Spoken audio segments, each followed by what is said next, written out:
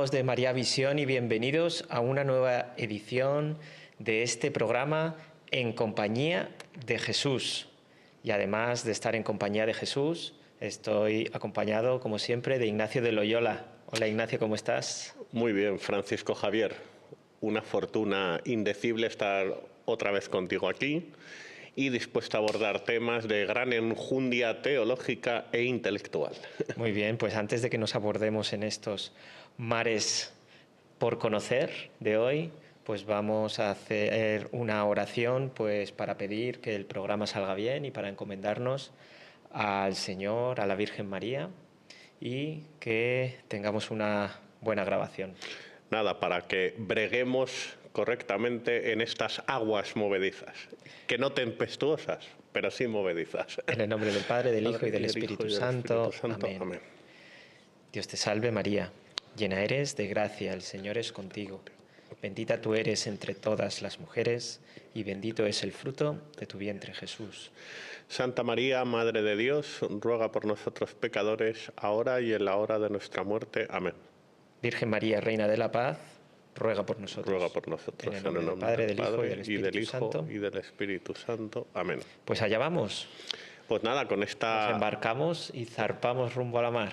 Efectivamente, estamos hoy con metáforas náuticas. Sí. Pues nada, procedamos a desanclar el buque insignia. Muy bien. Además, hoy tenemos un buque insignia muy interesante porque vamos a hablar de J.R.R. Tolkien y de su magna obra El Señor de los Anillos. Muy bien. Que la habíamos citado en varios programas, pero un segmento considerable de nuestro público nos ha suplicado, casi de bruces, que dediquemos un programa entero a la magna obra de J.R.R. Tolkien. Además, porque no solamente porque el autor y la obra lo merezcan, sino que tenemos pues grandes o cantidad enorme pues de detalles, de anécdotas que está estas obras y el autor muy relacionadas o con muchas referencias hacia el catolicismo. Bueno, no, es que la obra de J.R.R. Tolkien es explícitamente católica. Muy bien. De hecho, él en el año 1958, si mi memoria no me falla, le declaró en una carta al padre Murray que sus obras estaban impregnadas de un explícito y profundo contenido teológico católico. Y además él mismo se declaró cristiano por convicción y católico por añadidura. Bueno, pues entonces vamos a hablar primero un poco del autor, de aspectos biográficos y pues de cómo está ahí vislumbrándose ya pues a través de su vida pues todo ese carácter católico que le ha querido dar a su obra. Efectivamente.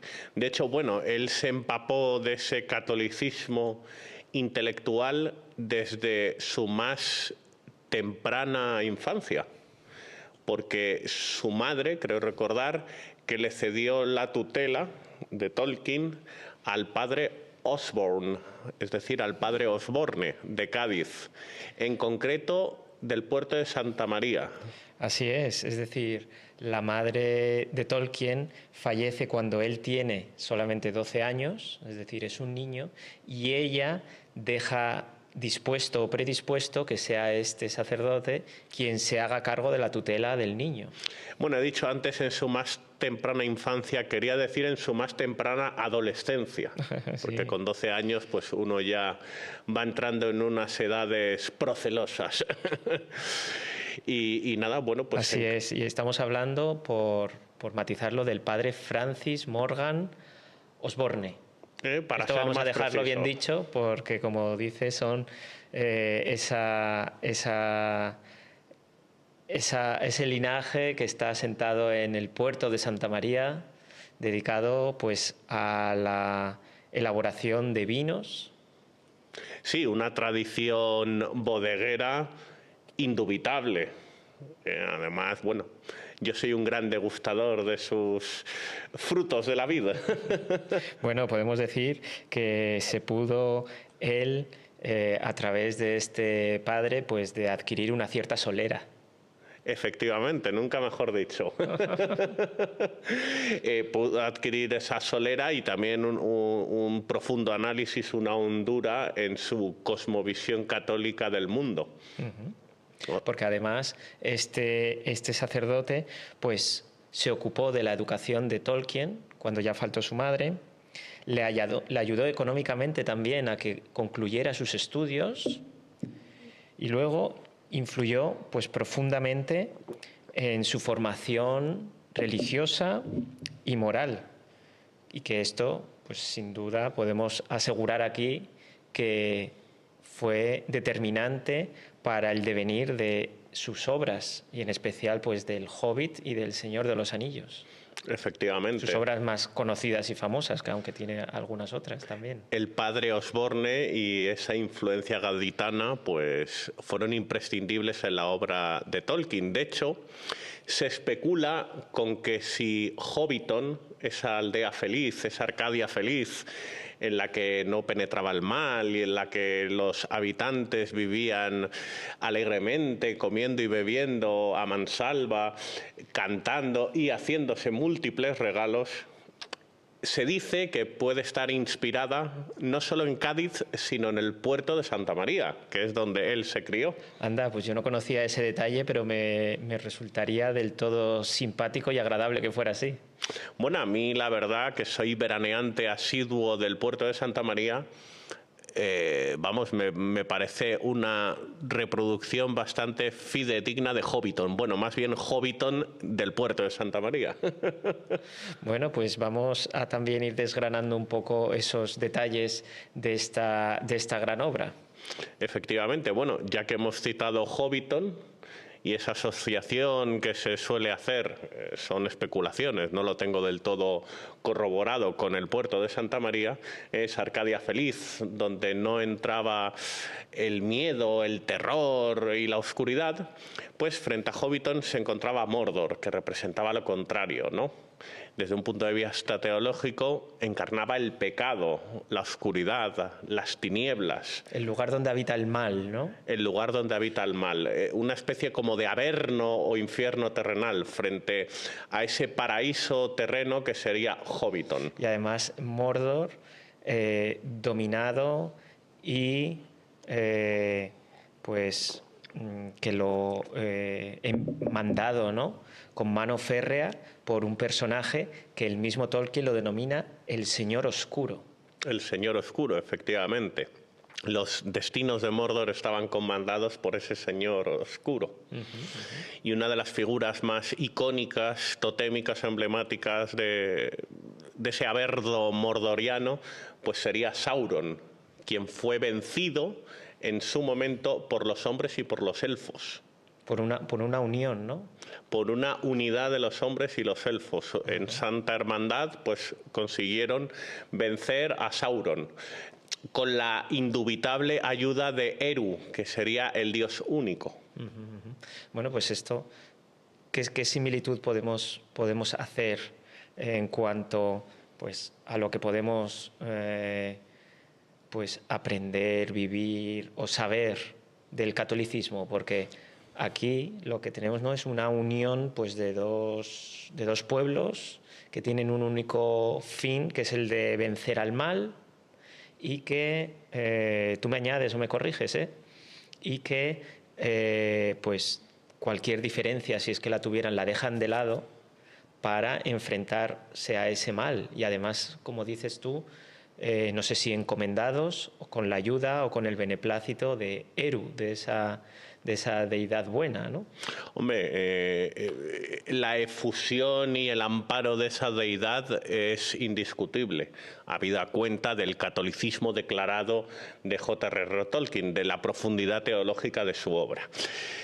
Bueno, aparte de los hombres y elfos que vencieron en su momento a Sauron, también la obra está repleta de orcos, elfos, hobbits y magos. De ahí se puede extraer la interpretación, se puede inferir que el lenguaje, que el amor tiene muchos lenguajes, que se puede adaptar a la personalidad de cada uno, pero que tiene que tener un objetivo común, un Dios común. porque si no se dispersaría. ¿Y ese objetivo común cuál es entonces? Bueno, en El Señor de los Anillos es destruir el anillo, porque es un anillo capaz de someterlos a todos y de atarlos en las tinieblas. Claro, se creía que la humanidad se había librado del poder del anillo cuando los hombres y los elfos vencieron a Sauron.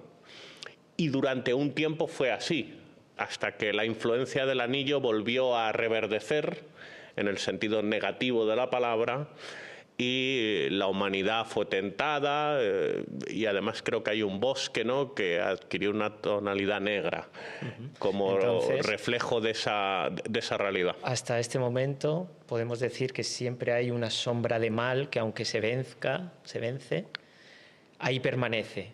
Quizá durante un tiempo es latente, sin dar muchos visos de volver a estar activo, pero luego has utilizado la palabra tentación.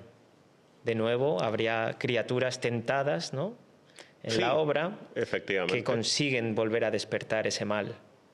Sí, bueno, antes de hablar de la tentación, que es lo que representa el anillo, quiero incidir en otra interpretación indubitablemente teológica de la obra. Vamos a ver, antes de que los hombres y los elfos venciesen a Sauron, había antes una especie de ángel maligno, que era el más poderoso de todos, llamado Melkor, a quien luego se le cambió el nombre como Morgoth. Pero bueno, hablemos de Melkor. Sauron era un vástago, bueno, más que vástago, digamos que era una especie de correligionario o mercenario de Melkor, que era el auténtico ángel de las tinieblas. Y luego también estaban a la merced o a servicio de los Balrogs. Vale, entonces, bueno, pues el enemigo principal de Melkor era Eru, pero el poder de Eru, que era Dios, el Dios único, pues era mayor que el de Melkor, porque si no estaríamos poniendo a Dios y al diablo al mismo nivel. Y eso sería caer en lo que se conoce como bueno, esta dicotomía maniquea, maniqueísmo. Maniqueísmo es creer que hay un Dios bueno y un Dios malo y que los dos tienen la misma fuerza y están al mismo nivel. Eso es una herejía. Entonces, por eso el poder de Eru era mayor que el de Melkor. Y por esa razón, precisamente, Manwë, que era como el ángel elegido por Eru, pudo vencer, con ayuda de Dios, a Melkor y a sus atláteres. Entonces estamos siempre también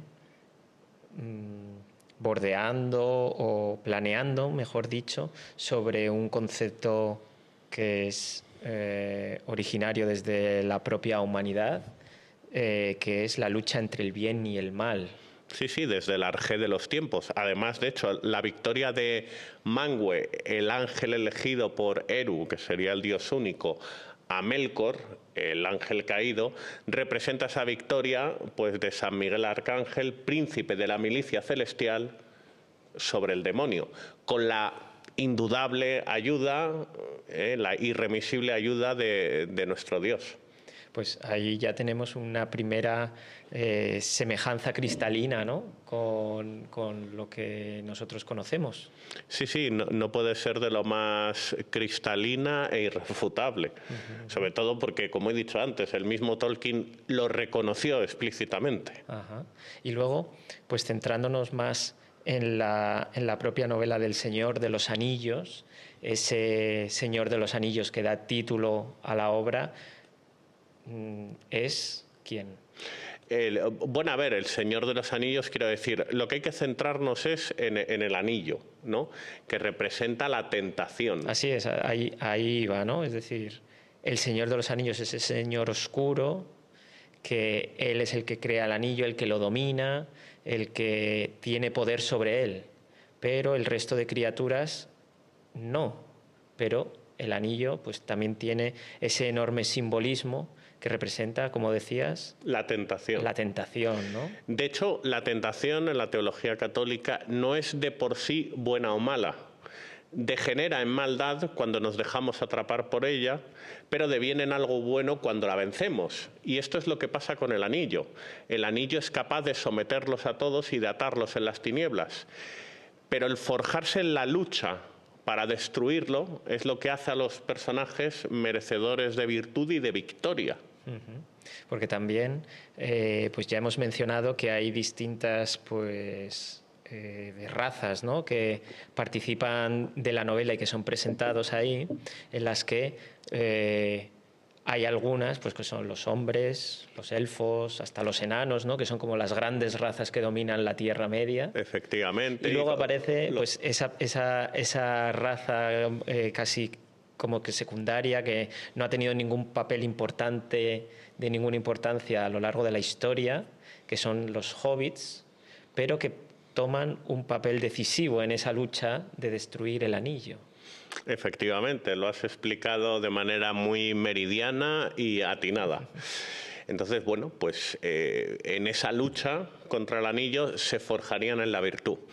De hecho, es curioso porque Gandalf, que sería como ese sacerdote que se encarga de guiarlos a todos en su camino, pero no de hacer su trabajo, sino más bien él es como una especie de director espiritual, de acompañante, de elegido por Dios para inspirar a las personas que tienen que destruir el anillo. Bueno, pues Gandalf no se atrevió, él, a custodiar el anillo, porque, claro, él manifestó que eso le generaría una tentación tan grande para ser como Dios, para convertirse en una especie de Eru, que era superior a sus fuerzas. Y además tengamos en cuenta que Gandalf era una persona virtuosa, tremendamente sabio, elegida por Dios para guiar los destinos de los que tenían que destruir el anillo. Pero justo esa persona hizo un ejercicio de humildad, de que no se veía capaz de custodiar el anillo por el mero hecho de que alguien tan perfecto, como Gandalf, solo puede ser tentado con la soberbia. Del mismo modo que Satanás, quien fue un ángel, era perfecto y fue tentado por la soberbia. Y al igual que Adán y Eva, siendo humanamente perfectos, solo pudieron ser tentados por la soberbia de ser como dioses. Entonces, claro, el demonio y Adán y Eva fueron tentados en su perfección por la soberbia de alcanzar la perfección absoluta, porque es la única manera de tentar a un ser perfecto. Entonces, Gandalf, en su semiperfección o en su gran virtud, se dijo a sí mismo: yo no puedo ser tentado de tal manera a endiosarme, ¿no?, con este anillo. Claro, y además hay distintos personajes que durante la obra, igualmente que Gandalf, como dices, son tentados por el anillo, a tomar el anillo, ¿no? Los hay que vencen esa tentación, los hay que caen en la tentación y pues se devienen pues de esa tentación, depende de cuál elección hace cada uno de ellos, pero queda claramente reflejado como aquellos que caen en la tentación, cómo se producen hechos catastróficos a continuación para el devenir de esa lucha contra el bien y el mal. Efectivamente, pero a pesar de que cayesen en la tentación, les sigue siendo encomendada esa misión. Y esto refleja pues que Dios, a pesar de nuestras caídas, nos invita al arrepentimiento y a luchar en nuestra vida cristiana y a alcanzar la santidad, por muy negro y zafio que sea nuestro pecado. Entonces, bueno, por otro lado también Gandalf tiene muy en cuenta para esta misión al perezoso, al holgazán, al flojo de Bilbo Bolsón. Y esto es una señal de que Jesús muchas veces puede elegir a los más endebles para acometer las gestas más heroicas. Claro, y esto me lleva a comentar que todas esas gestas heroicas que podamos llegar a acometer cualquiera de nosotros en nuestra vida real, no como personajes de ficción en una novela, no son por nuestros propios méritos, sino que son por los méritos del Señor. Es Él, a través de la gracia, quien nos da esa fuerza, quien nos permite y quien consigue realizar todos esos méritos. Sí, además en esta obra se trasluce, ¿no?, como personas que no se ven capacitadas de alcanzar esa victoria, de destruir el anillo, a base de abandonarse en la esperanza, habida cuenta de su debilidad, es lo que les espolea a la culminación de su obra. Luego, por otro lado, aparte de esa debilidad de Bilbo Bolsón como elegido, que luego fue una persona que se encargó de irradiar misericordia, tendríamos el ejemplo de Gollum, que era una persona que estaba bordeando los umbrales de la muerte, y nos demuestra Tolkien en esta obra cómo, pues, una persona que se encuentra en los postreros momentos de su vida aún tiene una misión muy importante que cumplir. Y esto es una llamada, pues, a todas esas personas que estén en un momento de senectud, alentarles a que siguen siendo tremendamente útiles, a que tienen una gran misión que cumplir, la de dar su sabiduría a las nuevas generaciones, la de tener más tiempo que las personas de nuestra edad para rezar y para entregarse a la vida contemplativa. O sea, que con esto nos recuerda Tolkien también, pues, que las personas que parece que están indispuestas, a lo mejor están más disponibles que los que estamos trabajando y haciendo cosas aparentemente útiles. Claro, y además que en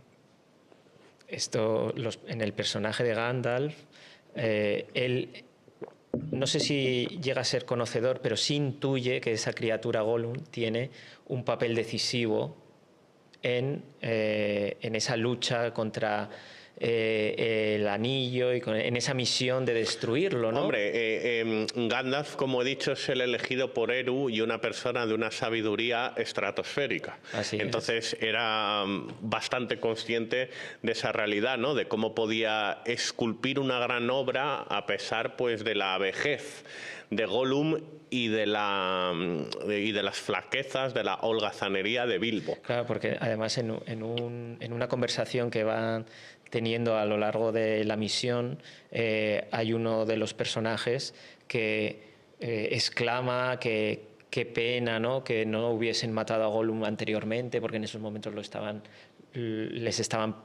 siendo perseguidos por él, y que fue esa fuerza que paró la mano de la espada que lo podía haber matado, ¿no? Entonces le detuvo Gandalf en ese momento y le dice, parafraseando, ¿no?, que, pues, nadie sabe qué destino es el que tiene esta criatura, pero que finalmente algo tiene que decir todavía en esta lucha, en esta misión de destruir el anillo. Y este mensaje es aplicable a cualquier persona, por muy enferma e indispuesta que esté. Si Dios no quiere que esa persona muera, es porque sigue teniendo una misión encomendada para él. Y no es de nuestra jurisdicción jugar a ser como dioses y decidir cuándo tiene que morir o dejar de vivir alguien. Por otro lado, hablando también de Bilbo y de Gollum, cabe destacar que el Señor eligió a Abraham y le encomendó una misión de lo más fatigosa y azarosa cuando tenía alrededor de 75 años. Y en esto está precisamente inspirado esta última parte de la obra que estamos comentando. Pues, así lo dice Diego Blanco Alvaroba. Pues, si te parece, Ignacio de Loyola, vamos a terminar el programa, lo vamos a dejar aquí pausado, porque vamos a continuar, pues, desgranando esta obra, estos personajes, este autor, en un próximo programa. Bueno, yo he dado sobradamente por hecho que íbamos a hacer un segundo programa de esta magna obra, debido a que de Gilbert Keith Chesterton llegamos a hacer 3. Pues, Ignacio, gracias de nuevo por estar aquí. Damos gracias también a la Santísima Virgen por habernos guiado, acompañado, por habernos iluminado también durante todo este programa. Y nada, la verdad que me he quedado con ganas de decir muchas cosas, por lo cual el siguiente programa pues será una oportunidad maravillosa para saciar mi anhelo. Pues invitamos a todas las personas que nos ven, que nos siguen, que nos escuchan, a que estén atentos a la próxima edición de En Compañía de Jesús. Que Dios os bendiga.